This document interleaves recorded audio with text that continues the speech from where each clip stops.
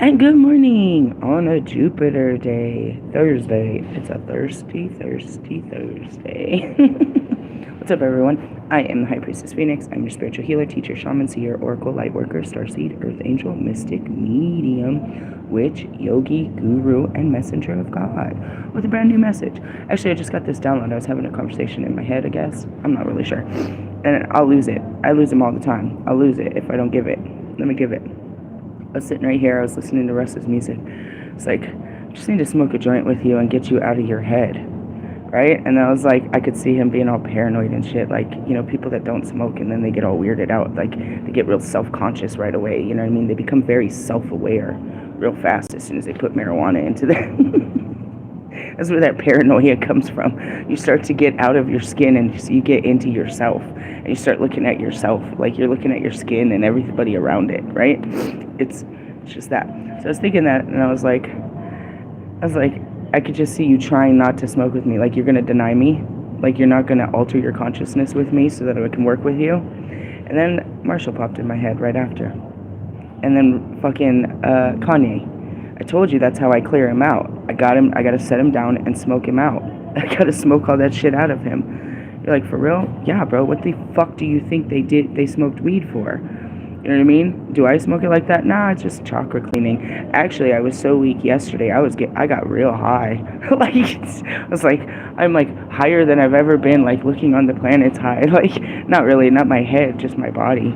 But I don't usually get high. It's a mind-altering substance, and I don't work through the mind. But ultimately, that's what I was thinking. Is like, I need to smoke you out, and we need to get to the bottom of you, get you to come out of there. And that's what it's going to take for Kanye. I was like, everybody's going to have to stand back when I do this. He is just going to blurt out the most unbelievable, fucking disgusting bullshit.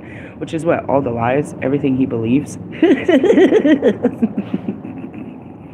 It sounds like you and it's like Trump. Like, just sit back, bro. We're going to smoke a joint with this guy and just let him rattle his mouth off. In essence, so that's what I was thinking. It started with Russ, but then it stopped at Marshall. Who's Marshall? He's just Marshall Mathers, just a typical guy. I don't know why all the fuss about him. Marshall, would you smoke a joint with me? I would never sacrifice my sobriety for you, is what I heard. What, bro? Are we doing drugs? Like, you're gonna turn into a whole ass drug addict? You're gonna be in the bathroom? You're gonna be trying to kill yourself off this joint? Like, this joint's going to kill you. It's going to take you out. It's like one drink, you're done. You have no self-control after this. It's going to change your life forever. We're going to alter your ego forever, and you're going to be a whole fucking drug fiend again. I don't know. That just came to my head. I was like, And that's it. He's programmed, right? He's programmed. He's reprogrammed himself that he don't do drugs and alcohol. He'll be around everybody that does, and he'll promote it and his stuff, but no, I don't do it. I don't do it. Why? Not because he's powerful, but because he's weak. You know what I mean? A drug addict, you know what I mean, that celebrates their sobriety is celebrating the fact that they're no longer weak. That's some weak celebrations right there. I mean, ultimately, it's like, I've been clean. You keeping track? It's still a daily struggle for you? Such a cunt. Come here, I'm trying to fuck up your sobriety. I'm trying to fuck up your life. In the essence, Woody's Roundup, Would Russ, would you, if I told you, here, smoke this? No, I don't smoke weed. It's alright, I need you to alter your conscience for a minute before we have a conversation. Would you be like, nah, you're not gonna smoke no weed with me so that we can have a real conversation? If I tell you that that's part of the regiment, like, to come into my tent, you gotta puff the pipe, you're not gonna come in my tent? Why?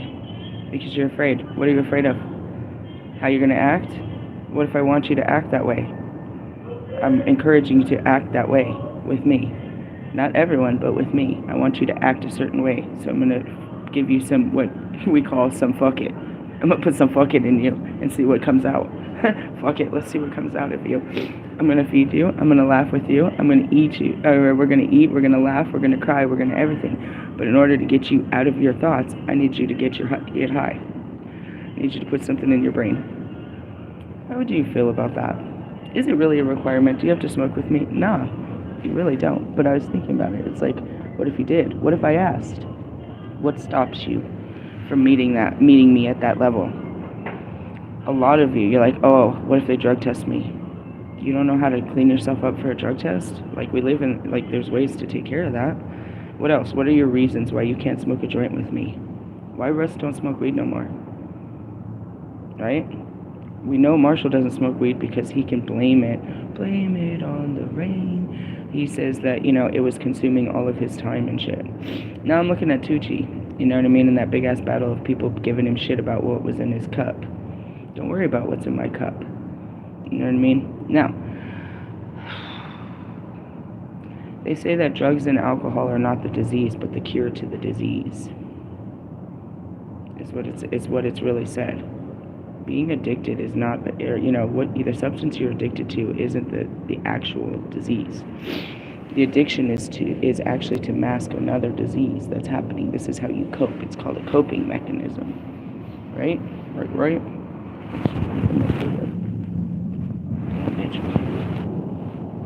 I don't know what I just did with my cigarettes.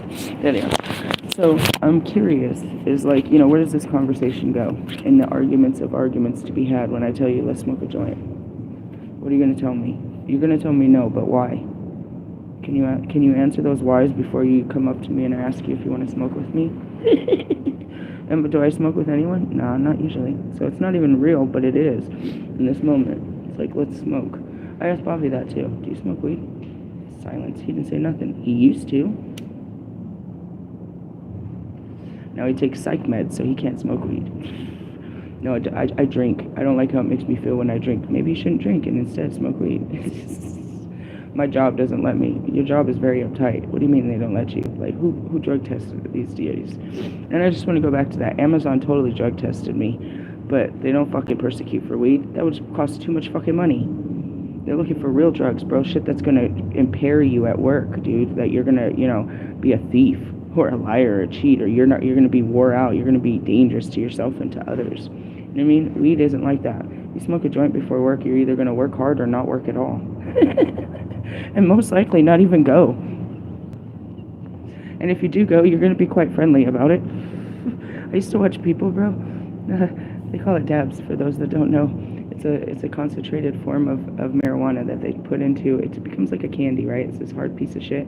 They call it dabs, wax, whatever. Sometimes it's not that hard. And they have to heat it up to extremes. So they use this torch to heat a metal object. And they put this metal object into this hard candy, and it creates a smoke, and people smoke the smoke, right? So it's like super concentrated. How concentrated? It's like 90% THC. They get blown, bro. Blown. What do I be smoking? The cheapest of weed. Like, the THC levels be like, like 19 to possibly 30, but 30 is like overdoing it for someone like me. So I don't do edibles and concentrates. It's just higher levels, higher dosages, right? Anyways, so like, we would be at work and people would go on their lunch break and go take a dab, like pull out a whole torch, light up their pin, hit it out of their little rig, and be high as fuck, serving the community, bro. Like, I need to be in a good place with you fucking people. If I'm going to bend down and clean up after your children and this mess, and you're going to throw $2 at me for an hour work, how am I going to be happy? I'm getting high, bro. In the essence. And that's what, alcohol and drugs and stuff, when you get off of work, you just want to drink to unwind yourself. That's your coping mechanism. That's your deflator. That's your cleanser, bro. Some of them are not cleansing, though. They're very toxic. You're putting more toxicity into you, you know what I mean? I'm talking about, like, searching through massive porn so you can masturbate, because you need to let go. Let it go, bro. Put down the clicker. In essence. So we go back to this. Nobody would ever offer Marshall, because that would be very disrespectful, right? And at the same time, what kind of triggers would come up in Marshall if he was offered? But is there anything bad in what I'm offering you? Or do you just have a bad taste in your mouth about it? You had some bad experiences and you put all your blame on this, that you didn't know how to control it. And that goes back to Royce, you know what I mean? Royce is real, real hateful about the alcohol, the alcohol fucking abuse throughout his life. Bro, what? You want to feel guilt and shame and shit?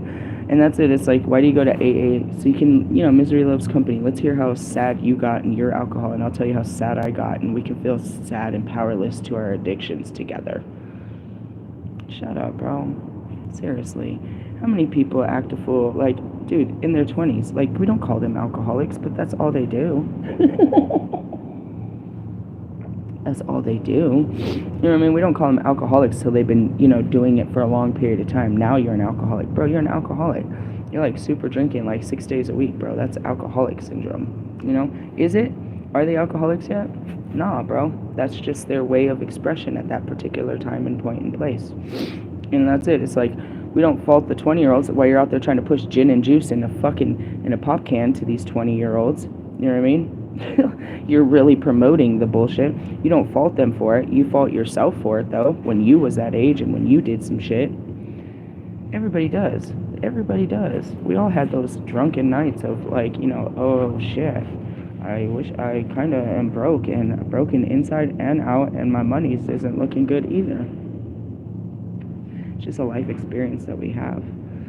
So going back to it, I'm not encouraging you to pick up marijuana, to pick up a fucking weed habit and to go pick up weed in general. But I'm just saying is the programming of your minds and what these things were for in the beginning and how they've been abused and how they're, no longer used in such ways. The next thing is, psilocybin. If I told you to take some mushrooms, because we're about to, we're going to go into some deep-ass healing and this is going to hurt you too bad. Take some of these mushrooms. If I microdose you so that you can take off the fucking feelings, would you trust me? Like, this is going to hurt. If you don't take this, if you don't, numb a certain part of your brain while we do this, it's going to hurt really bad. You know what I mean? And that's what these are. And that's what they use, that's why they took them away. They took away, here we go, the pale faces, took away the natural resources that God gave us to heal ourselves. And they took away, they took away our legal ability to use these things for ourselves, only so that they could manufacture them and sell them back to us. You know what I mean? And put addictive qualities in it. So, you know what I mean? So like the tobacco. You know what I mean? People smoke tobacco. Non-filtered cigarettes, dude, those people, they smoked till they were 90, bro. And they would usually smoke like 2 packs a day and didn't have health problems. It wasn't until they put a filter on that shit. Said you needed to protect yourself. We needed a way to filter this. And then they put stuff like, you know what I mean? They put all those chemicals in the filters and fucking fiberglass and all that shit. You know what I mean? And just going back to it, I used to smoke menthols. I started as menthols. All menthols, dude. I was a Newport girl. I was a Cools girl. Then I finally found my shit, which was a Camel menthol. Smoked those all my life until I became spiritual. And then I started smoking Lucky Strike menthols. Okay? And then when I got to California, because of their new law, they don't sell menthols. So I had to start smoking Lucky Strike regulars. And I became a regular smoker. Why Lucky Strikes? Why did that happen spiritually? Because the Lucky Strikes, the original cigarette, you know what I mean? These date back from the beginning. Those tobacco fields are in Winston-Salem, where they had the fucking witch hangings. So the blood and the essence and the power and all of that is in those lands that grow those tobacco fields. It's in the dirt, going back to my teaching about the stones and shit. Right? So we take this herb of the ancestors and I smoke it. Literally. Okay? Now, marijuana, it was used for every kind of, healing substance. That's how we got it legalized, was under the healing factor. And then it became recreational. We realized that it wasn't a bad thing to partake. You could take in this and it wasn't going to hurt anyone. After many studies of arguing with the federal, or, the state governments, look, they're not a harm to anyone. We can make lots of money off of this. They're going to get it anyways. Let's do this properly. And this way we can keep minors from touching it. And that's really what happened. Now that it's legal, kids don't get it. No, there's nobody selling it. You go to the store and buy it like a normal human fucking being. Right?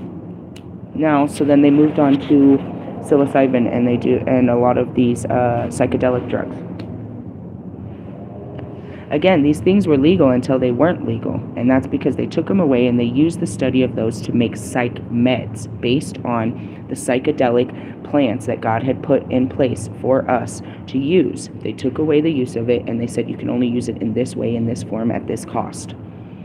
Now, in places like Colorado, I don't know what other places, but here it is legal to use these for self-healing. I don't believe recreational. I'm not really sure if that's how it works with the psilocybin, but I know it's for healing purposes.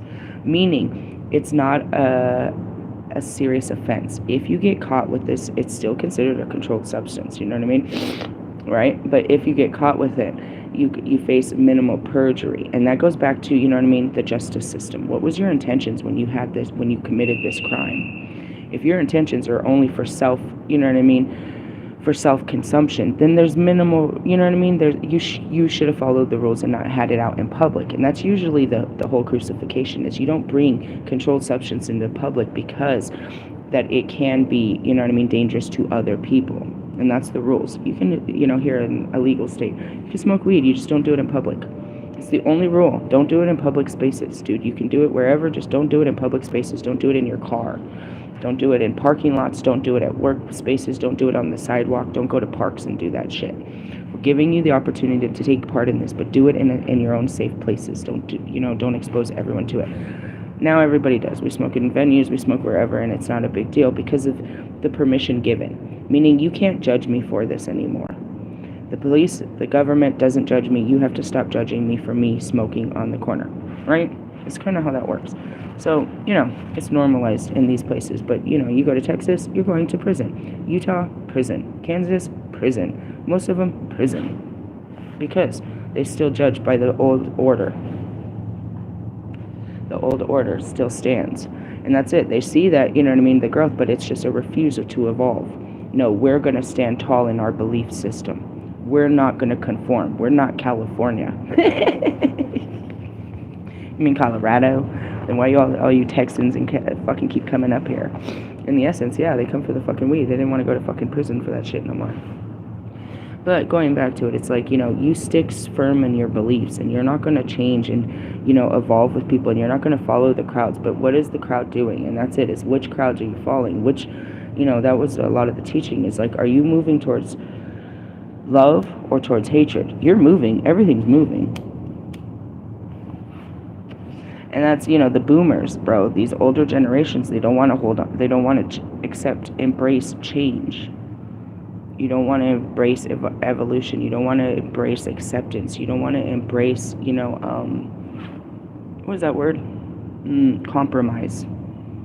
You want things to stay as they are. You are afraid of anything new, and you seek to destroy that which you don't understand. You don't take the time to understand why we've made such changes. You just want no part of it because you're afraid. That's really what it is. They fear that which they don't understand, and they don't take the time to understand it. They just want to persecute it without understanding. That goes back to aliens, that goes back to your fear of the dark, that goes back to homeless people, drug addicts, everything. You just want them to go away. You just want to fucking, you know what I mean, you want all this to disappear because you're afraid of it. But it's really parts of this world that you just don't understand. And I bring understanding to some of the darkest parts of this world as I live in, you know, a homeless brother.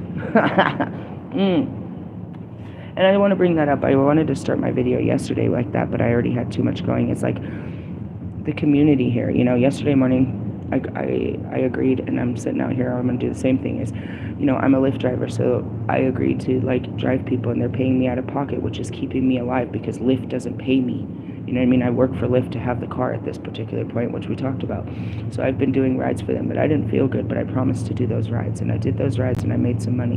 And I went to the store and to get, you know, supplies for the day. You know, we only shop for the day, so I got all kinds of stuff. And while I was in the store, I saw my other homeboy, and I told him, I was like, dude, you got some bud? Because I ain't got no bud, bro. It's like, I always have bud. He's like, come see me afterwards. I was like, I could give you like $5. I just made some money. He's like, cool. He's like, actually, can you buy me a pack of cigarettes? Because I don't have no cigarettes. And I literally just made the money, and I was like, this is a fair exchange. You need me, I need you, let's do this. So I bought him a pack of cigarettes at the store and stuff. And it was like that, you know, and then he was like, I'm making dinner tonight. Do you guys want to come for dinner? I was like, all right, well, I'll grab a cake, and then here's, you know, you're providing dinner, so I'll provide dessert, right? Is what we planned out. So then I went in and I slept. And then when homegirl came back from work, you know, later, she's like, how are you? I was like, I've been sick all day. And she just was like, let me give you some medicine. Do you want me? I'm about to cook up some food. Do you want some food? She had just bought a bunch of rolls of toilet paper. She's like, here, that toilet paper here sucks. She's like, do you need anything? And she just wanted to care for me, right? Before she came over, the other guy that I had been talking to that usually comes and smokes with me, he didn't have no weed. And I had just got a little bit, so I was able to give him a little bit. But he's like, it was a very interesting story. He's like, but I don't know how to roll. That's why I buy pre-rolls. I was like, you don't know how to roll? He's like, nope. I was like, that's all right. Most people don't. It's a white thing. I'll teach you how to roll. Well, let me get some papers. He's like, yeah. I was like, but wait, you ain't got nothing to smoke out of? He said, no. I was like, and I had an extra pipe. So I grabbed the pipe that Ray had given me, and I packed the pipe and I gave it to him. And he really had never, I watched him, he had never really hit out of a pipe. It was a black person smoking out of a pipe. And I was like, this is how it is. And I was talking to the homegirl about it. And she's like, I don't know how to smoke out of a pipe or roll a joint either. I was like, it's just cultural. Because in the beginning, if you would have came to, Columbine, to Colorado Columbine back in 1999, none of us knew how to roll a blunt. We had never even seen one, dude. It was some shit we saw on TV. We didn't know how. I didn't learn that until I moved to a different culture. Till a different culture taught me their ways. You know what I mean? Shit like that. And who taught me how to roll a joint? I'll never forget that man. I'll never forget that man. It was a very beautiful, wise man that my dad brought. He was very high in the whole chain of command. My dad brought him to San Diego, and he sat there. He sat all of us teenagers down, and he taught us. He had a big old fucking like quarter ounce of weed, and he taught us all how to roll joints.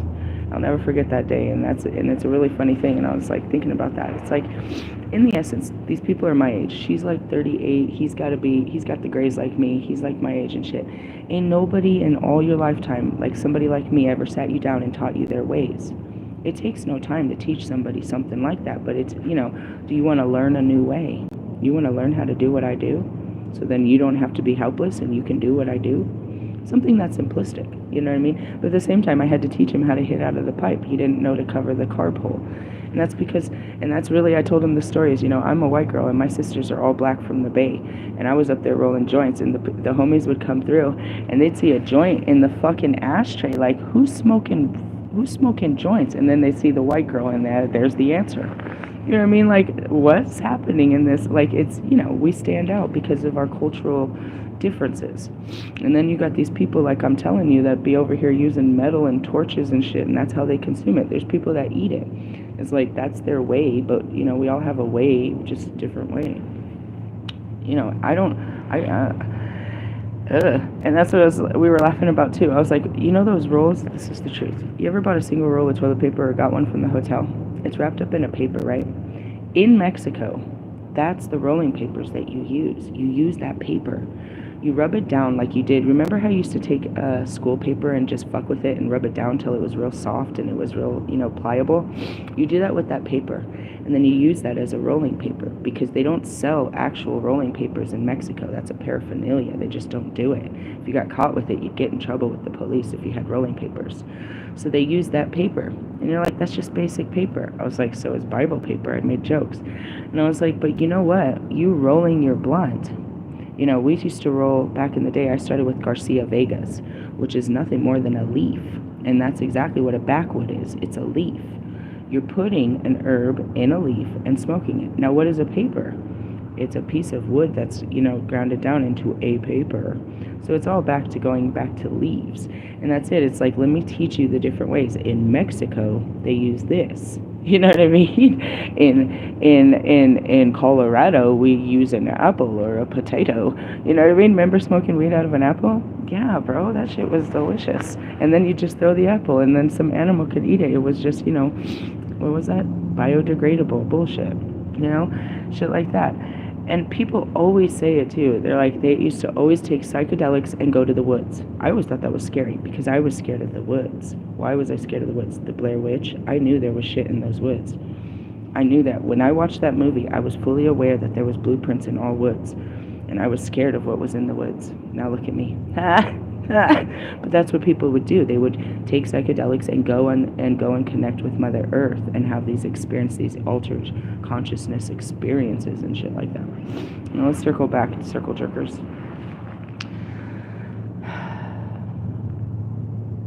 When somebody offered you to smoke a joint when you were young, were they trying to ruin your life? Do you know what I mean? When somebody offered you drugs or alcohol, were they trying to ruin your life? Or were they just trying to get you on a vibe that they were on that may have been good for them, but may have ended up bad for you? You know what I mean? There's people that drink every day. I'm seeing George Clooney. You know, he sells alcohol and shit. He drinks every day, but would you call him an alcoholic? Has the alcohol got the best of him? I smoke every day, but am I, you know what I mean, a weed addict? You know, stuff like that. You have these fears because of what it's done to other people. But it's not what it's done to other people, what people have done to it. You know what I mean? And there is, as a recovering drug addict of many substances, I can tell you, you get to a point where you have to have the self-control and say no. And that's what his songs are about, is he didn't say no. He wouldn't tell himself no. He didn't like it. He wouldn't just stand up. And that's where the weakness is why. God made you, he didn't give you the strength. So you could understand what it meant to be weak. And that goes back to Lewis. Lewis has to feel what it feels like to be a loser. So he can have compassion for our loser asses. He has no compassion. You know, and that was fucking Kobe. Kobe had no compassion for, you know what I mean, for losers. He had to learn. He had to take a loser and make him a winner. You know what I mean? And that's what I was like, his daughter, are we talking about his real daughter or me? You know what I mean? We're all his children. He's got to fucking help us now. He tried to do it in the flesh, and now he's got himself stuck in the spirit, and he's got to do it in the spirit. But he can do so much more, you know what I mean? He can be with all of us. But yeah, you're gonna have compassion for us losers, and you're gonna help us become winners.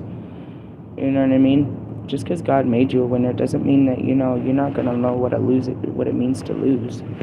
It's just a balance, you know? It's a harnessing, you know, experiencing the dark and the light. And that goes back to fucking Lewis. Lewis won't eat certain things because he's programmed not to. He loves Nutella but won't allow himself to have Nutella. I love blowjobs but wouldn't give him one. That worked out okay. That's it. It's like the things you love, you don't allow yourself to partake in because you loved it too much before, or somebody made you feel bad for loving it. I don't, you know, have some control. You know what I mean? And that's why I always tease Lewis. I'm like, I'm going to cover myself in Nutella and make you lick it off. Now let's go back to it. Could I get Lewis to smoke a joint with me? No, because what, Nika? What you scared of? You scared you're going to lose your life over fucking smoking some weed with me and having a laugh? You're going to lose your career? You're going to lose your divinity? You're going to lose your girlfriend? You're going to lose your job? What the fuck are you talking about, Nika? I'm just saying. Would he ever? That's what I mean. That's what I mean. Like, could you ever do something you never did? And why wouldn't you? Because you're afraid of what you've seen, bro. You've seen it happen. You've seen some bad shit happen before, and now you're scared of that shit. And that goes back to me. I'm not taking no Percocet. I've heard too many rap songs about this shit. I know people that died from that shit, bro. I don't take no Percocet. It's like, do I need to take all 10 of them? You know what I mean? Did I really need any of them? Obviously not, because I healed myself. But the point is like, you know what I mean? I was scared. I was mentally fucking ill when I found, you know what I mean, when I found mushrooms. And I said it specifically that. I'm mentally ill and I know that these work for that. How do I take this? Just take a small dose. You know, just like a pinch of it. Just a little pinch. And that's it. And that's what I started doing. Nobody monitored me. One night at the studio with Amizi, I took too much and it got weird. I was looking into his eyes and there was a lot of weird things were happening. That was only one night. It didn't get any weirder after that. I feel like it gets weirder without them. But that's it. It's like, what did that do for me? It turned down a part of my brain so I could deal with a certain part of my pain. You know what I mean? And then eventually it turned, you know, I was able to work through all those pains where the brain, you know, it was numb. I didn't have to go through it anymore. And that's what it is. And it's like, what happens when you smoke a joint? You're a bit numb. You know, I don't give a shit. I'm hungry. I'm chilling. What's on TV? Like, you know, you're not, unless, depending on what kind of weed you smoke. If you smoke indica, then that's couch weed. You're just going to chill. That's the kind of weed you smoke to just, like, not get out of bed. Like, you're really not going to do shit with your life. And then there's sativa, where it's like a cup of coffee. I'm gonna smoke this, and then I'm gonna do the laundry and clean this house, and I'm about to fucking reorganize my garage and wash my car.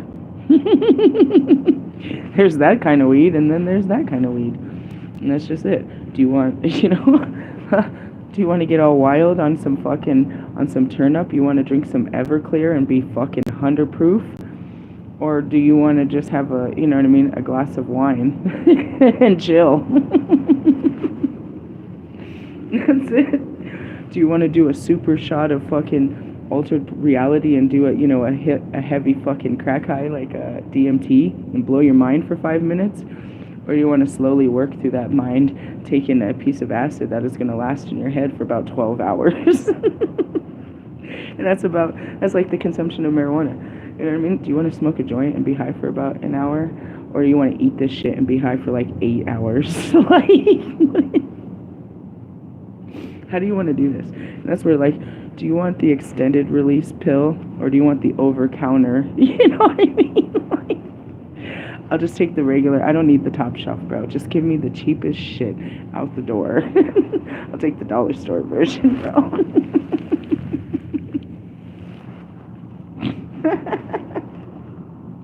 That's what I'm saying. These people, the fucking cookies and shit. Mike Tyson's weed's all expensive and shit. You guys are expensive as shit, bro. I'm not trying to be as high as you. You've been smoking for 50 years, bro. It takes like fucking Willie Nelson, bro. And your tolerance is too much, bro. I don't have the tolerance of this shit like you do. I'm getting paranoid in my skin. That's what happens immediately when you smoke weed. You become aware of your skin. You step out of your skin, you're like, oh shit, do I look high? I feel high. Look at my skin. Look at what I'm wearing. Look at me. Where am I at?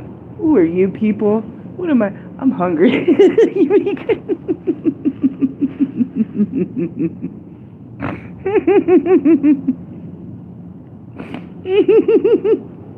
I'm laughing because so many people get paranoid. Lots of people, I used to smoke, like, I've seen lots of people turn to non-smokers because at one point they just became too aware of themselves and they couldn't handle it. They became too aware. Their psychic ability, they could feel people, judging them. They could see people's thoughts. They were, they became very aware of themselves and their, their reality.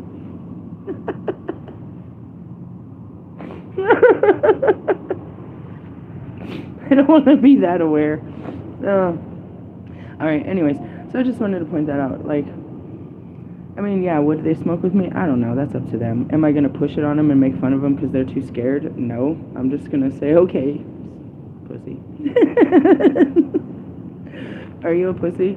I mean, what are you scared of? You're scared it's going to ruin your life? I mean, honestly, like, I'm just saying, and that's anything. It's like, you're scared to, take a dive. You're scared to lose your job. You're scared to take all of these things because you think it's the end of the world based on some shit you done seen. You have no trust, no faith, and no understanding. So therefore, you just seek to destroy it. You're like, I want no part of it. I don't know. That's it. And I'm not encouraging anyone to go out and just, smoke a bunch of weed. I'm encouraging you to, push your limitations to your understandings. That's all this conversation is about. And yeah, like, Russ, you want to smoke a joint? You actually want to smoke a joint? Like, would you? Could you? Would you ever? And why not? Because it ended bad before. And that goes back to your relationships. Oh, that's why you don't date? Because it ended bad before? Oh, God. There's Ali.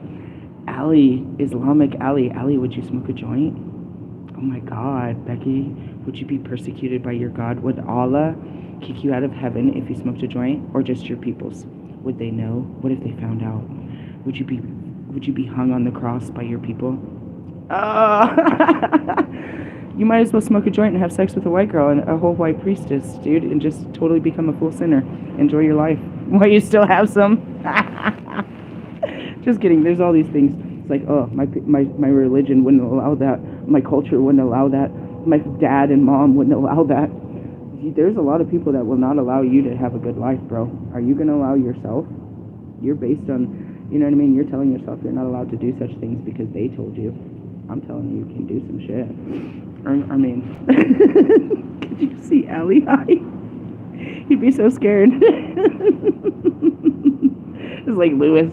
A bunch of these non-smokers put all these these foreign guys together and tell them to smoke, partake in Native American, culture. It's native to America. We be getting high, bro. We be smoking weed, bro. Like, are you gonna be part of our culture? Oh, you just want to be part of the hip hop? Shut up, bro. Hip hop, hooray, ho! We're smoking in the fucking benzo, bro. We always is smoking, bro. It's part of it. You can't halfway be part of the game. I'm such a guilty little bitch. Talk about peer pressure. I'm pressuring the shit out of my peers to, push themselves to the limits. With that being said, I gotta push myself up and out and get ready to take people to their limits. And myself. I'm feeling good about life and I got shit to do. We'll do a reading and stuff, but I need to, be part of the world myself. Now that I'm ready for it. And, that's it. Could you? I'm hearing Dr. Seuss. Could you? No, I won't, Sam, I am. You know what I mean? I will not try being eggs and ham. I will not try them on a boat. I will not try them in the village. Okay, dude, I don't even know that book. Are we gonna start rhyming? Ooh, Sam, I am. I guess we're on Mother Goose, Dr. Seuss, fucking Marshall Mathers, wanna deuce type of shit. Chunking up the deuces. They cut us off again, Marshall. Just to let you know, I can't message you, and that's because you need to message me, and that's it. You have to gravitate again. They won't open the doors until you open the doors. We're cut off until you, you spiritually elevate, which is what? Oh, grow up hair, like we always say. Hey, I love you guys. Later, haters.